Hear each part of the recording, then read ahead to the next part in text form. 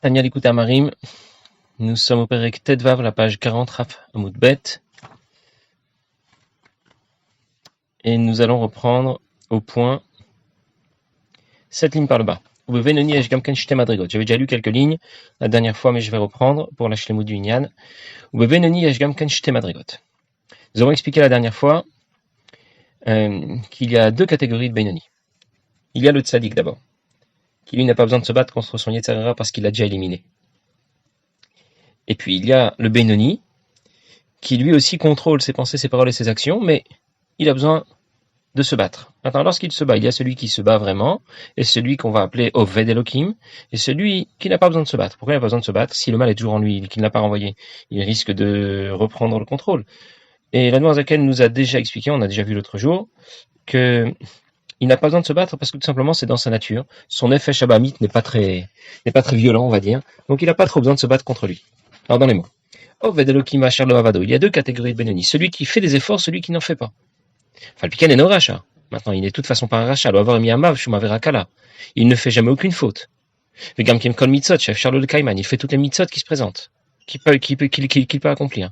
Talmud Torah keneget kolam, y compris étudier la Torah, le pasik pour m'émigrir ça. Jamais il ne cesse d'étudier la Torah. Mais quoi? Il y a celui qui fait des efforts et la chenos c'est shumi chamaem ayetzer. Puis il y a celui qui n'a pas besoin d'en faire. En exploitant la lumière de son nefesh elokit et ainsi d'obtenir que chez Bemoach Shalit à la lèvre, que l'esprit puisse dominer le cœur. Et pourquoi il n'a pas besoin de se battre? Son Yetzer Hara est là. Oui, mais c'est dans sa nature. Son Yetzer Hara n'est pas très violent. Son Yetzer Hara ne s'oppose pas à lui, même s'il est là. Les vat le pour l'empêcher d'étudier, pour l'empêcher de prier. Il n'a pas besoin de lutter contre lui. D'autres mots, parce que c'est dans son caractère, il a un caractère particulier, ce qu'on a appelé la dernière fois Marashora. Il est très sérieux, c'est dans sa nature. C'est quelqu'un qu'on peut laisser à la bibliothèque le matin, et le soir on le retrouve, il est toujours à la bibliothèque, il faut lui dire que ça va bientôt fermer. Pas spécialement dans le domaine de la Gdusha.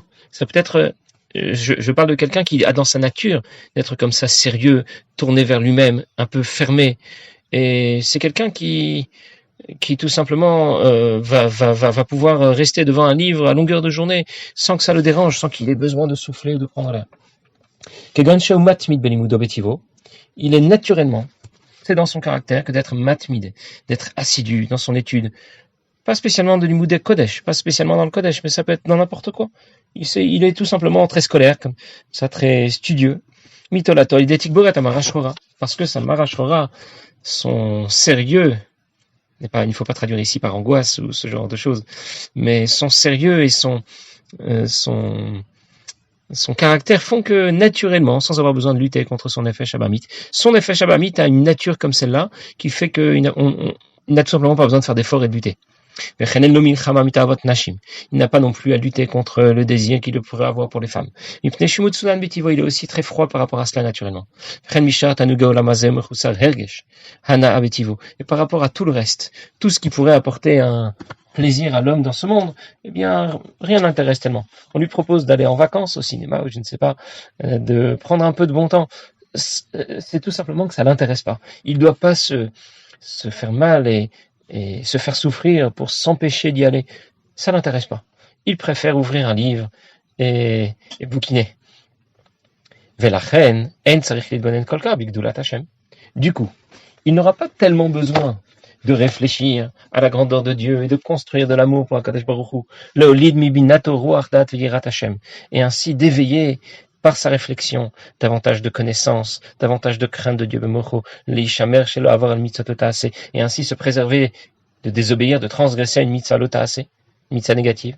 Il n'a pas non plus besoin de construire Avat Hashem Belibo, les Dav Kabo, de construire de l'amour pour Akadosh Baruch Hu par sa réflexion, et ainsi de s'engager à rejoindre, à être proche de Dieu, Bekima Mitzot, Talmud Torah Keneget Kulan, en pratiquant les mitzvot et en étudiant la Torah. Et pourquoi il n'a pas besoin de construire cet amour pour Dieu? Dailo Bavam Souteret. Parce que, à son niveau, vu son caractère, il lui suffira d'exploiter l'amour profond que chaque juif porte naturellement en lui pour Akadosh Baruch Hu, et cet amour profond sera déjà suffisant pour l'engager à pratiquer les mitzvot, à étudier la Torah et à éviter de transgresser les mitzvot lotas et les mitzvot négatives de la Torah. Shenikreu Oave Shemo. Les Bnei Israël qui sont appelés, pour le coup, Oave Shemo. Ceux qui aiment Akadosh Baruch Hu. C'est-à-dire que nous avons en nous Nous avons deux façons de développer des sentiments d'amour et de crainte pour Akadosh Baruch Hu, de développer notre motivation à pratiquer les mitzvot, étudier la Torah et à ne pas transgresser les mitzvot lota'aseh, les mitzvot négatives. Soit je vais réfléchir profondément à la grandeur de Dieu. Le moment privilégié pour cela, c'est le moment de la tfila. Le moment où on étudie la chassidoute. Pour apprendre à quoi je vais réfléchir pendant la tfila. Et du coup, tout cela va m'apporter une énorme motivation, mais que j'aurai construite par ma réflexion. J'ai une autre façon de procéder. Je vais tout simplement exploiter l'amour naturel que porte ma neshama à Kadosh Baruch Hu. Et pour cela, il y a une condition. Il ne faut pas qu'il y ait d'opposition trop sérieuse de la part de mon nefesh abamit, parce que sinon ça ne suffira pas. Cet amour qu'on appelle cet ava mesuteret, cet amour naturel et profond que chacun porte à Kadosh Baruch Hu, ne sera pas suffisant pour développer notre motivation à la pratique des mitzvot aseh et au respect des mitzvot lota'aseh. Je vais peut-être vous donner un exemple. Comment comprendre cet ava mesuteret, l'amour profond que chacun a naturellement pour Akadosh Baruch Hu et l'amour pour Akadosh Baruch Hu que l'on construit par notre réflexion. Imaginez quelqu'un qui voit un aliment qu'il ne connaît pas. C'est de la cuisine exotique et donc ça lui semble bizarre. Au départ, il n'est pas trop tenté. Ça n'a pas l'air spécialement appétissant. Et puis quelqu'un va venir lui expliquer que voilà quels sont les ingrédients et voilà comment ça a été fabriqué. Et du coup, après les explications qu'on lui a données, finalement, il va vouloir le manger. Qu'est-ce qui a fait qu'il va vouloir le manger maintenant ? Ce ne sont pas les explications qu'on lui a données. Les explications qu'on lui a données n'ont servi qu'à orienter sa tava, son désir de manger, en direction de cet aliment. Mais sinon, il aurait mangé autre chose. Ça veut dire qu'il avait déjà cette tava. Il avait déjà le désir de manger. Et maintenant, les explications qui lui ont été données ont orienté son désir dans une certaine direction. On peut dire en d'autres mots qu'il n'a pas fait de grands efforts. C'est quelqu'un qu'on va appeler lohavado. Prenons un deuxième exemple maintenant. Quelqu'un qui est jusqu'au cou et au-delà du cou, jusqu'au-delà de la tête, plongé dans les plaisirs matériels de ce monde. Rien ne doit lui manquer. Ni voiture, ni aliments, ni les meilleurs restaurants sont pour lui, ni maison, ni... Voilà. Il veut profiter de la vie, ce qu'on appellerait un bon vivant, un très bon vivant. Et puis tout à coup, il rencontre quelqu'un qui doit lui expliquer que dans la vie, il y a des choses qui ont plus de valeur. Il y a la Torah, il y a les mitzvot. Il n'y a pas que d'être un bon vivant et profiter de ce monde matériel. Il y a d'autres valeurs plus subtiles, des valeurs qui peuvent être déjà commencées par des valeurs moins grossières, comme la musique, comme les idées, voire ensuite, à Mavdil, beaucoup plus haut, le domaine de la Torah, des mitzvot, ce que ça apporte, le plaisir, la satisfaction que l'on a, qui sont bien sûr très loin du monde matériel dans lequel il évolue. Lui, pour le convaincre, je vais devoir fabriquer, construire son attrait pour des choses plus spirituelles. Parce qu'il ne l'a pas du tout en lui. Lui n'est attiré que par les choses matérielles. Le spirituel, ça ne l'intéresse pas. Il ne sait même pas de quoi tu parles. Quand tu commences à lui parler Torah et de mitzvot, ça lui passe au-dessus de la tête. Il veut manger, boire et bien dormir, gagner de l'argent et le dépenser. Alors quand tu commences à lui parler de Torah et mitzvot, tu es complètement décalé dans ton discours. Pour arriver à le convaincre, il va falloir beaucoup d'efforts parce qu'il va falloir construire davantage d'amour pour Dieu. C'est ce que l'on appelle, enfin d'amour pour la Torah et pour les mitzvot. C'est ce que nous allons appeler un oved, quelqu'un qui fait des efforts. Alors de la même façon, il y a celui dans Avodat Hashem maintenant, je vais reprendre l'exemple, mais non pas appliqué à ce que je viens de dire, mais appliqué au service de Dieu. Il y a celui qui aime étudier. Il aime tout étudier, pas seulement la Torah. Il adore les livres. Donne-lui n'importe quoi pourvu qu'il y ait quelque chose à dire.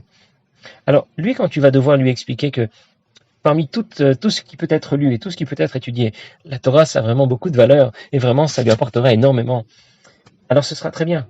Et tu vas diriger la nature, la personnalité naturelle de cette personne à étudier, tu vas simplement la diriger vers la Torah. Tu n'as pas fait, ni toi ni lui, un effort surhumain pour y arriver. Par contre, il y a celui qui reste pas devant un livre plus de 5 minutes. Au bout de 5 minutes, il n'en peut plus, il explose, il craque. Et lui, il va falloir qu'il s'assoie pendant 2h30 à étudier la Gemara, à se casser la tête et les dents sur des Tosfot et sur des Rachis. Et là, chez lui, il va falloir fabriquer un amour très fort pour Akadosh Baruch Hu, afin qu'il s'engage à étudier la Torah convenablement. Tout se résume en termes d'effort. Et c'est de cette façon qu'on va distinguer nos deux bénonymes. Celui qui est Oved Elokim et qui est Lohavado. Alors pourquoi celui qui n'a pas besoin de faire d'efforts, va tout de même réussir à garder le contrôle de ses pensées, de ses paroles et de ses actions? Eh bien, tout simplement parce que c'est dans sa nature. L'Admor Zaken continue, il dit c'est pour cela qu'il n'a pas tant besoin de réfléchir à la grandeur de Dieu et de l'éolide mibinato, de construire par sa réflexion, de une connaissance et une crainte de Dieu, pour éviter de transgresser les mitzvot et s'attacher à Kadosh Baruch Hu par la pratique des mitzvot et l'étude de la Torah. Dailo, je crois que j'ai repris quelques lignes au-dessus, c'est pas grave. Dailo bava mesuteret asher belev klalut Yisrael shinkru avashemo. Il lui suffit d'exploiter l'amour caché qu'il a au fond de lui, c'est pas grave, je vais répéter les deux lignes que j'avais déjà lues. Juste une petite précision. Ici, l'Admor Zaken parle de Oave Shmo. Dans le Perek précédent, l'Admor Zaken utilisait presque les mêmes mots. Il disait Belev Klalut Israël, à la fin, dans le tiers inférieur, vous allez tout de suite, vous allez le repérer si vous le recherchez. Belev Klalut Israël Shenikreu Oave Shemecha, qui sont appelés ceux qui aiment son nom. Bon, il y a effectivement deux psukim. Dans Teilim He, il y a un pasuk qui dit Yaletsubecha Oave Shemecha. Ceux qui aiment ton nom vont te glorifier. Très bien. Dans un autre pasuk Teilim Samertet, c'est écrit Zera Vadav Yinchalua. On parle des serviteurs d'Akadosh Baruch Hu qui vont hériter l'héritage d'Akadosh Baruch Hu. Voave Shmo Yishkenuba. Et ceux qui aiment son nom, Yishkenuba, vont y résider. Le Pshat là-bas, ils vont résider à Yerushalayim, ils vont hériter d'Yerushalayim lors de la venue de Mashiach. Mais question qu'on peut se poser, pourquoi dans le Pérec précédent, l'Admor Zaken faisait référence plutôt au Pasuk? Pour dire que le Bnei Israël aime Akadosh Baruch Hu, il faisait référence au Teim He, au Ave Shemecha. Et dans notre Pérec, il fait référence à un autre pasuk, Teilim Samertet, au Ave Shmo. On aurait pu dire, bon, Ave Shemecha, Ave Shmo, ils aiment son nom, ils aiment ton nom. Qu'est-ce que ça change quoi déjà? Ils aiment Dieu. Mais là, encore une fois, il y a une précision très intéressante. Encore une fois, nous voyons comment chaque mot est pesé et chaque référence que donne l'Admor Zaken n'est pas tirée au hasard. Dans le Pérec précédent, on parlait de Klalut Israël, de tous les Bnei Israël qui aiment Akadosh Baruch Hu, et donc le pasuk correspond bien à ce que l'Admor Zaken voulait dire. Yaletzubecha Ave Shemecha, ils vont te glorifier, ceux qui t'aiment, ceux qui aiment ton nom. Par contre, dans notre Pérec, nous voulons faire la différence entre celui qui sert Dieu et celui qui ne le sert pas. Qui est celui qui ne sert pas à Kadosh Baruch Hu? Celui qui exploite déjà l'amour naturel qu'il a pour Kadosh Baruch Hu. Il ne fait pas d'effort. C'est lui qu'on appelle au Ave Shemo. Que dit le pasuk juste avant? Zera Avada Vinchalua. On parle des serviteurs d'Akadosh Baruch Hu, de Oved Hashem. Et donc le pasuk que cite ici l'Admor Zaken, du Teilim Samertet, correspond bien à l'idée dont nous parle ici l'Admor Zaken. Ça nous parle bien de la différence et de l'opposition qu'il y a entre ceux qui servent à Kadosh Baruch Hu et ceux qui ne le servent pas. Il y a les Vezera Avadav Yinchalua ou Ave Shemo Yishkenuba. Ceux qui ne sont pas Avadav sont ceux que l'on appelle au Ave Shemo. Ceux qui sont Avadav servent Dieu parce qu'ils font des efforts, ce n'est pas dans leur nature, et ils ont besoin de lutter, de se battre. Et puis il y a les autres que l'on appelle au Ave Shemo. Et donc le pasuk qu'a choisi l'Admor Zaken est vraiment parfaitement adapté à l'idée qu'il voulait développer ici. C'est pour ça qu'on dira de lui qu'il n'est pas en train de servir Dieu. Pourquoi? Parce que cet amour pour Dieu qu'il exploite pour respecter les mitzvot, ce n'est pas le sien. Ce n'est pas le résultat de son effort. C'est l'héritage que les Avot nous ont transmis. On en reparlera beaucoup après le Perek Yutret. On parlera beaucoup de cet Avam Souteret. Mais pour l'instant, l'Admor Zaken l'évoque au moins. Et il nous dit, si tu n'as fait qu'exploiter, en d'autres mots, tes capacités, c'est bien. Mais là où on t'attend, c'est lorsque tu vas faire au-delà de tes capacités. Tu ne vas pas juste exploiter tes capacités, même si tu deviens le meilleur. Tu n'as pas fait ce qu'on attendait de toi. Dieu attendait de toi que tu fasses des efforts, que tu ne fasses pas seulement mieux que les autres, que tu fasses de ton mieux à toi. D'autres mots, l'exigence n'est pas la même avec tout le monde. Ça dépend de chacun. Il y a celui qui n'arrive pas à tenir plus de 10 minutes devant un livre, eh bien on va lui dire, toi tu dois te dépasser, tenir 15 minutes, 20 minutes. Et puis il y a celui qui n'a aucun problème à rester 9 heures devant un livre. Et lui, on va lui dire, au plus du seder de la yeshiva, les 9 heures d'études à la yeshiva, toi tu vas étudier aussi pendant la récréation. L'idée est que donc se comparer aux autres n'a aucun intérêt. On doit chercher à faire de son mieux à soi. Imaginez quelqu'un qui va mettre les tefilines tous les jours. Très bien. C'est quelqu'un de pratiquant, il va tous les matins à la synagogue, il a la climatisation dans la synagogue, il fait bon, il les met tous les matins, ou bien c'est dans la fraîcheur du matin, il a une table pour les poser, tout va bien, il n'a autour de lui que des gens qui vont dans le même sens. Imaginez maintenant quelqu'un qui ne met pas régulièrement les tefilines. Et on est en pleine journée, le soleil tape, il fait chaud, en plus il est accompagné, et quelqu'un va lui proposer de mettre les tefilines comme ça dans la rue, en pleine rue, devant tout le monde, et il va accepter. Alors que ses amis vont se moquer de lui, et il fait chaud, et c'est pas agréable. Lui a fait des efforts. Après, en valeur absolue, je ne sais pas ce que ça vaut, mais c'est l'idée que ce que regarde Akadosh Baruch Hu, c'est l'effort qui a été fourni et pas tant le résultat qui a été obtenu. Le résultat qui a été obtenu est aussi dépendant des moyens qu'on t'a donnés. Et les moyens qu'on t'a donnés, on te les a donnés. Par contre, lorsque tu as fait un effort pour obtenir quelque chose, pour accéder au-delà de ce que tu pouvais faire, là, ça a vraiment de la valeur et c'est ça qu'on attend de toi.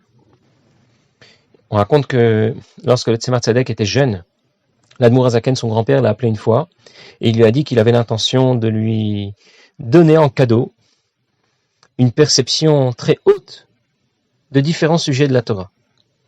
Le Tzemar Tzedek a refusé. Il a dit qu'il voulait obtenir cela par ses propres efforts. Plus tard, lorsque le Tzemar Tzedek est devenu plus âgé, il a regretté. Il a raconté cela, il a dit qu'il a regretté, il aurait dû accepter ce cadeau que son grand-père voulait lui faire, parce qu'il s'est dit que même si l'Admour Hazaken lui aurait offert une certaine connaissance de la Torah en cadeau, il aurait pu, à partir de là, faire d'autres efforts et se dépasser encore une fois. Ça veut dire que on est toujours en mesure de se dépasser, et c'est ce qu'on attend de nous. Ça peut être dans le domaine de l'étude, ça peut être dans le domaine de la tzedaka, peu importe dans quel domaine, mais l'idée est que l'on attend de nous toujours de faire des efforts.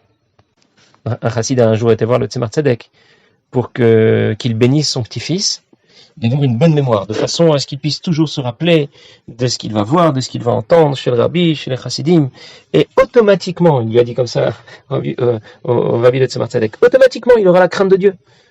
Ça sera automatique.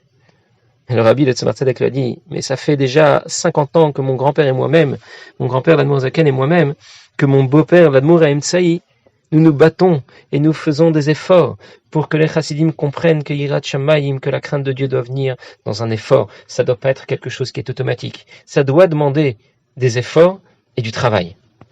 Une autre fois, un autre chassid est venu voir le rabbi de Tzemar Tzedek et il s'est plaint qu'il n'avait pas beaucoup d'attrait pour l'étude.